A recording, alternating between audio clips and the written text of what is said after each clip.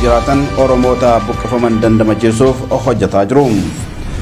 Ashama harka fuunee kabajamtoota daawwattoota keenya Oromiyaa Miidiyaa Neetwork irraa oduu sa'aatii kanaa qabannee dhiyaanneerra an Abdusalaam Hasan. Adabbiin hidhaa jaha hoggantoota Koongireesii Federaalistii Oromoo afur irratti murteeffame tarkaanfii shiraa fi diinummaatii jedhame. Murtiin dabaa jaha obbo Baqqalaa Garbaa dabalatee hoggantoota Koongireesii Federaalistii Oromoo afur irratti murtaa'e kan haqa hin qabne tarkaanfii shiraa fi diinummaatii jedhu maatiin hidhamtootaa fi sabboontotni Oromoo. Manni murtii wayyaanotaa damee lidataa shiraan guutame oolmaa kaleessaatiin dhaddacha jeeqan sababa jedhuun hoggantoota paartii Koongireesii Federaalistii Oromoo irratti murtii hidhaa jaha dabarse. Hidhamtootni kunneen hoggantootni mootummaa olaanoon ragaaf yaamaman akka hin dhiyaanneef mana murtichaan dhoowwamuun sirrii miti jechuun gaaffii waan kaasaniif dhaddacha jeeqanii jirtu sababa jedhuun ammas hidhaa dabalataa jahaan akka adabaman murtii laate. Hidhamtootni Gimboot 7 waliin hidhataa qabdu jedhamanii hidhaman sadi gahanis hidhamtoota Oromoo weeddisaniif harka rukutuun deeggartan jedhamanii hidhaa jaasadiin adabamanii jiru. Hidhamtoonni murtii haqaaf dhaddachatti dhiyaatan deebifamanii hidhaa dabalataa affeeramuun shiraa fi cubbuu biyyattii keessatti dhala namaa irratti barootaaf hojjetamaa jiru jechuun maatiin hidhamtootaa fi sabboontotni Oromoo kallattii garaagaraan murtii kana mormaa jiru. Hoggantootni addawaayii hidhamtoota siyaasaa gadhiisuuf mana hidhaa maakalaawii muuziyeemitti jijjiirra jedhanii dubbataa turan torban tokko keessatti yaada eebbifamaa jedhame san geeddaruun waadaa galan cabsanii gubbaa irraa mana murtichaa ajajuun shiraa fi cubbuu hojjetaa jiru. Tarkaanfiin rifaasisaan mana murtichaan hidhamtoota irratti fudhatame kun mootummaa wayyaanee ammayyuu akka gaararraa bifa jijjiirate qalbii namaa hatuuf karoora dulloomaatti gargaaramaa akka jiru mul'isas jedhameera. Murtiin dabaa kun qalbii ummatoota biyyattii hidhamtoota siyaasaa gadhiifaman eeguuf rarra'ee ture cabsuun mufii guddaas uumeera. Kun immoo mootummaa wayyaanee waadaa sobaa qalbii hawaasa addunyaa ittiin gowwoomsuuf gala diiguun gara duubaatti deebaa jiraachuu isaaf ragaa qabatamaati jechuun Badri Yusuf gabaasee jira. Dhiibbaa wayyaanee fi bulchiinsa mootummaa naannoo Hararii walta'iinsaan hawaasa nagaa irratti geggeessaa jiraniin hawaasni Oromoo naannoo Hararii keessaa gara aanaa Baabbileetti baqachaa jiraachuun himame. Hanga ammaatti magaalaa Erer Araddaa fi dirree xayyaaraa qofarraa lammiileen 5,000tti tilmaamaman buqqaaniiru. Muhammad Fantaallee gabaasaa dabalataa akka itti dhiyeessa. Hawaasni Oromoo naannoo Hararii magaalaa Erer Doddotaa Araddaalee fi dirree xiyyaara fi naannolee biroo keessaa gara aanaa Baabbileetti baqachaa jiraachuun gabaafame. Akka yaada maddeen keenyatti ka'umsi buqqa'uu uummataa kun dhiibbaa humni addaa poolisii naannoo Hararii ilmaan Oromoo irraan gahaa jiruu fi ajjeechaa naannoo Harariitti torbee dabre keessa dhalataa Oromoo nama Inshaat Idris Aliyyii jedhamu irratti raawwatamedha jedhu. Inshaat Idris Aliyyii nama sabboonadha. Nama kana mana isaatti itti dhufanii ajjeesan. Kontiroobaandii wajjin qabneet rukunne jechuun reeffa isaa buufata poolisii magaalaa Harar geessuun guyyaa lama eega bulchanii booda kan awwaalame. Inshaat Idris hoogganaa qeerrooti jechuun itti yaadanii kan ajjeesan jiru jiraattonni. Kana malees gaafa ajjeechaa kana raawwatan bulchaa Araddaa Muhammad Ahmad Daawud jedhamu ukkaamsanii fuudhuun mana hidhaa geessanii hidhuun sagalee uummataa ukkaamsaa jiru jedha maddi yaadanuuf laate. Rakkoon bulchiinsa naannoo Harariitii irratti amma bulchiinsi naannoo Harariidhaa rakkoo uumeetii sababaa turerraa rakkina turerraa baqatee hawaasni cabee gara aanaa Baabbilee Araddaatti buusee jechuudha. Araddaa Doddotaatti jechuudha aanaa jedhan rakkoo torbee dabartee raawwatamte mucaa Idris mucaa Inshaat Idris Aliyyii jedhamu kan manatti itti dhufanii ajjeesanii reeffasaa fuudhanii mabraa harargeessanii halkan lama bulchanii eegas booda awwaalame. Akkaataan isatti yaaman eega ajjeesanii booda isaa kontiroobaandii jala guddirii qoyinee finnee yaada jedhamu mucaa manatti ajjeesan. Maqaan isaa irra kaayanii takka filanyaa godhurraa rakkoo haateefi hawaasa cabsee jechuudha. Gara aanaa Baabbileetti kanarraa ka'ee hawaasni akka jirutti walitti dhufee maaliif akka kun nurra raawwatamee torbaaniif deema inni kuniiti akkamitti ammallee furmaata harkatinii qajaamuun mucaa Araddaadhaa amma Daawud qajaamu yeroo mucaa fuudhan sun tawanii mucaa fuudhan sun wajji fuudhanii dhabamsiisan jechuudha. Gara mana hidhaatti jedhama. Hangammaatti kamiin bahuu dhabee odoo isa gadhiisin akkamilli kan barbira bakka nu buuftanii yaada jaamurraa hafeeni hawaasni dhufee mariza isaanii jiru makkalaatti afilichuwaayiniin biyya kalee isaa itti sababa sunirraa cabanii gara aanaa baabbilee argaa bituutti halkan egaa ol ba'ee jechuudha. Hawaasni irraa qabee dhufe sun aanaa sadii keessa akka dhufe aanaa dirree xayyaaraatii fi aanaa soofiidhaa aanaa ererirraa cabee baay'inni isaanii hanga yeroo ammaatti kan jirutti nama 5,000 waan gahu ammallee qaseen jiru jira jechuudha qaamnicha irra. Hawaasni naannichaatis namni keenya maaf ajjeefame jechuun wal waamee gaaffii mirgaa gaafateem. Kan hidhame hanga ammaatti maaliif bahuu dhabeem kun shirratti yaadamee dalagame waan ta'eef haanurraa dhaabbatu jechuun hawaasni sagalee mormii dhageesseem. Kana booda raayyaan ittisaa fi humni addaa naannoo Hararii hawaasa irratti buufamuun miidhaa jabaa dhaqqabsiisee jira. Hawaasa nagayaam gaaffii mirgaa gaafa ture banii cafaquun qeerraa buqqisanii jiru. Hanga oduu kana qindeeffannetti aanaa Erer Araddaa fi dirree xayyaaraa qofarraa namni 5,000 olitti tilmaamamu buqqifamee aanaa Baabbilee qubatee jira. Warroonni hafanis baqachuu irratti argamu. Hawaasni nagayaa baqate kun aanaa Baabbilee keessatti rakkoo akkaan jabduu keessummeessaa akka jirus maddeen keenya Oromiyaa miidiyaa neetwoorkitti himanii jiru. Jiraattonni aanaa Baabbilee ilmaan Oromoo naannoo Hararii keessaa baqatanii dhufan guyyaa kaleessaa ammajjii 11 bara 2018tti dirmatanii bira dhaabbachuun gargaaraa jiru.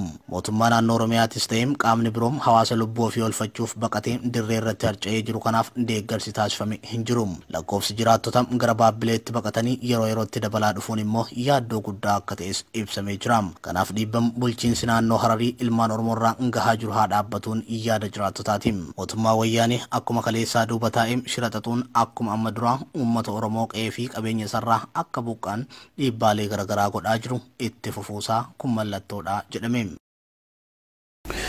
Dhalattootni Oromoo Saudi Arabiyaa magaalaa Riyaadii fi naannoo ishee jiraatan hawaasa daangaa irratti rakkoof saaxilama dandamachiisuuf hojjetaa jiraachuu himan.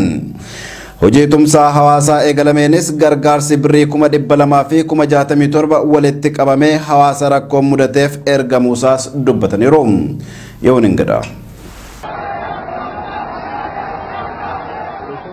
Weerara humni addaa poolisii Somaalee waggaa guutuu raawwataa bahee fi tarkaanfii dabaa bulchiinsi naannoo Somaalee dhalattoota Oromoo naannoo isaa keessaa jiraatan irratti fudhateen hawaasa rakkoolee garaagaraaf saaxilame dandamachiisuuf sochiin taasifamu jira.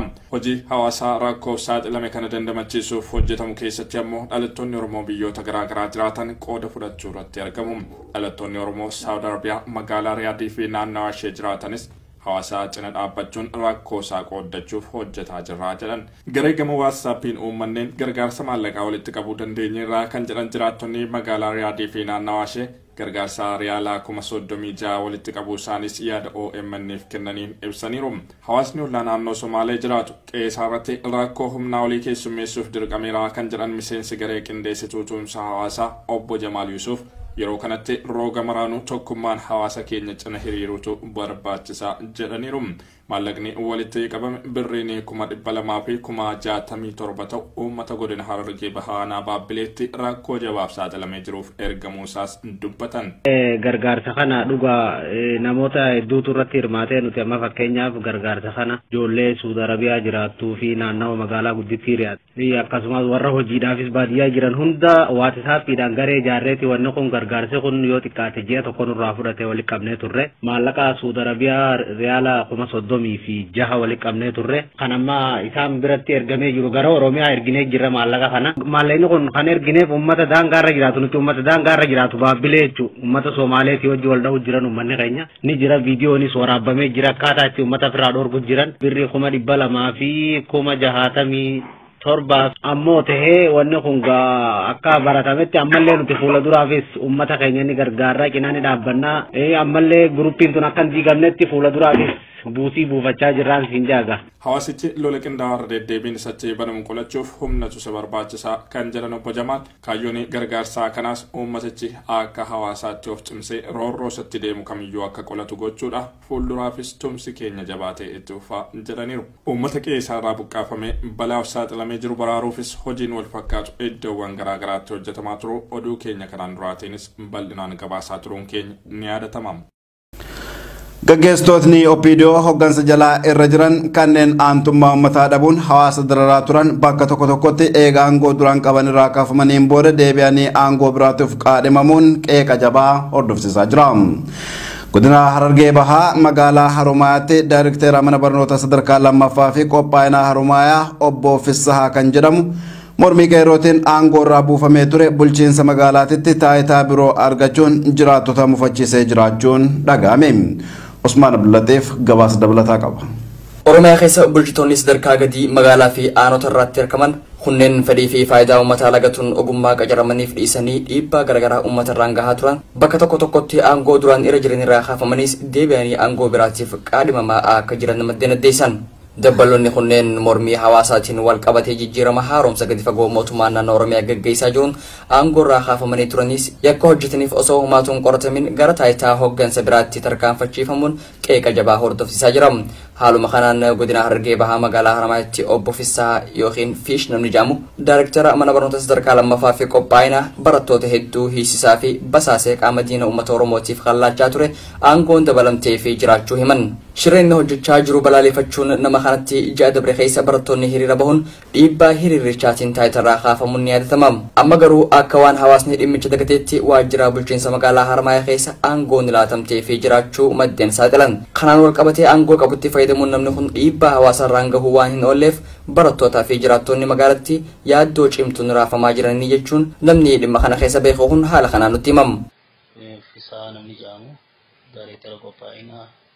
Mana barumsa sadarkaa lammaffaa fi qophaa'ina Haramayaa kan turee fi akkasumas yeroota dheeraadhaaf waggaa 6 oliif yookaan waggaa 8 kan ta'u hoogganee waan tureef barattoota gara adda addaatiin gara tokko cinaa tokkoon salphisiisaa jalaa balleessuudhaan kaan basaasee harka diinaatti kan tumsiisuudhaan kaan eegsisuudhaan gochoota diinummaa kana garaagaraa irratti bobba'ee waan tureef barattoonni bara kana ji'a darbee ji'a 2 duratti mormii isaanii dhageessisuudhaan akka nurraa ka'u yookaan akka nurraa ka'u baatee hin barne jechuudhaan gaaffii isaan gaafataniin qaamni godhe dhimmi ilaallatu dhufuudhaan namicha kana aangorraa kaasanii namni biraa akka cuumamu ta'eera. Bifuma wal qabatuun wanna gara waajjira kantiibaa magaalaatti akka ramadamu ta'eera. Kanuma wal qabatee amma qeerroo fi dargaggoonni barattoonni keenya yaaddoon isaan keessa jiru namicha kun waan isaan mormanii aangorraa buusaniif ammaas waan barattoota tokkoon tokko isaanii beekuuf sodaa guddaa keessa galanii jiran namichi kun ammaas yoo asitti waajjira kantiibaa keessa ramadame ammaas mugaa ga'uu danda'a sodaa jedhuun hedduu yaaddaawaa jiranii. Bifuma wal fakkaatuun namoota ergama addaa qaban hooggansarra tursiisuun haalli baruu fi barsiisuu magaalaa Haramayaa jeeqamaa fi haala walxaxaa keessummeessaa jiraachuus namni kun dubbatama. Kanuma wal qabatee waajjirri barnootaa obbo Hadir Yusuf kan jedhamu dhufuudhaan hanga baay'inni isaa argamuufitti mindaan isaa mana barumsa qophaa'ina irraa akka bahuuf yeroo jedhutti itti aanaan daayirektaraa hin ta'u jechuudhaan walitti bu'iinsi uumamuudhaan addaan bahan.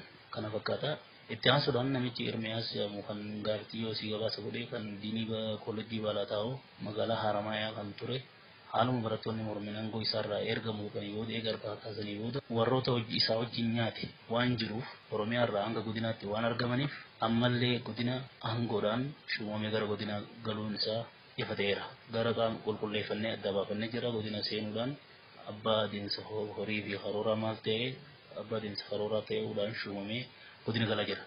Haalli kun akkam ta'a gara Haramaatti yoo deebinu ilaan gahuu miti barataan Haramaatti hawaasni bal'aan Haramaa gaggeeffamaa jira. Haaromsi mootummaan naannoo Oromiyaa haasawaa jiru hanga ammaatti lafa hin qabanne ammallee hawaasni rakkachaa jira. Dargaggoonni qeerroon teenyalleen rakkachaa jiranii itti dabaluudhaan barsiisonni waa'ee lafa jireenyaa labsiin naannoo Oromiyaa irraa baate kan waggoota darban keessa waggaa darbee keessa baate arallee akkasumatti osoo waan takka furmaata hin argatin jirti. Asin duraas magaalaa Haramaatti barattoonni kolleejjii barnoota leenjii teknikaa fi ogummaa magaalatti nama 670 ol gahan dhiibbaa gama qaama bulchiinsa kolleejichaatiin isaan dhageessu mormuun muddee 25 bara 2017 hiriira bahanii jiraachuun ni yaadatama. Hiriira kanarratti diinii kolleejichaa kan ta'e obbo Ermiyaas Geetaachoo akka isaan irraa kaafamuuf barattoonni qaama bulchiinsa godinaa aanaa fi magaalattiif yaamicha dhiheessuun hangi gaaffiin isaanii deebituuf itti barnoota addaan kutanii jiraachuu namni garsii dubbifne OMN itti himee ture. Xiyyeeffannaan itti kennamtee warreen aantummaa hawaasaa hin qabne kanneen maaliif akka hooggansarraa hin harcaafamne jiraattota magaalattiitiif wanni ifeen jirtu. Namoonni kunneen sabboonummaa dhaloonni qubee horatee dhaamsuuf warreen ijibbaata taasisaa jiran wayita ta'an bakka silaa akka hojjetaniif qorataman aangoo jara kanaaf dabaluun shiree isaan hojjetaniif baraasa akka waan kannaa fi jiranitti fudhannaa jechuun jiraattonni dubbatan. Dhumarrattis namni dubbifne kun ejjennoo qeerroo dadhabsiisuuf yeroo ammaa qaamni federaalaa tarkaanfii fudhachaa jirutti kan bakka hin geenye ta'us ifatti ibsamu. Karoorama qorannaa qeerroo jedhuun kan mootummaan yaaditti beelleefiin tumattee asbaate kun galma hin ga'u bilaa hangaarraatis qabsoo Oromoo kan wanna ta'aa ture qaamni Oromoo irra keessaa amma hanga ta'etti uummata bal'aa Oromootu wajjin waan jiruuf kaayyoon isaanii galma hin ga'u akka barataa bakka magaalaa Haramaattis qeerroonis nama muraasa dubbisuuf yaalii godheetiin jira boroo danda'ame sagalee isaan dirqarra godheetiin si erga in balaleeffannaa galma hin ga'u fashaluu qabaan jaa ulfaadhaa warri uummeedha. Dhaabbanni Yes Brand Food and Beverage jedhamu hojjettoota warshaa kana keessa dalagaa turan hojiirraa akka ari'e gabaafame. Akka talaan dhaabbatichi hojjettoota warshicha keessa dalagaa turan hojiirraa isin dhaabneerra jechuun maxxansa mul'isutti dargaggoonni Oromoo 89 ta'an hojiirraa ari'amaniiru. Hojjettootni ari'aman kunneen gama isaaniitiin waanuma Oromoo taanee fi mirga keenyaaf gaaffii dhiyeessaa turreef gochi kun nurratti raawwatame jedhaniiru. Ari'amuu hojjettoota kanaaf dhaabbatichi akka sababaatti kan ibse xalayaa maqaa dargaggoota ari'amanii qabattee baate kana irratti akkas jechuun himaniiru. Hojjettootni kunneen asiin dura maashina warshichaa cabsinaan obsaan bira dabarreerra. Ammas irra deddeebiidhaan daballee mindaa gaafatu. Nuti galii dhaabbatichi argatu irratti hundoofnee hojjettootaaf daballee mindaas gochaa turre jedha. Sababni biraa ari'amuu hojjettoota kanneeniitiif xalayaa kana irratti ibsame guyyoota lamaaf warshicha keessatti duula hojii dhaabuu raawwataniiru. Dhaabbaticha irratti kisaaraa guddaa dhaqqabsiisaniiru jedha xalayichi. Gabaasni kan Usmaan Baayyuu ture.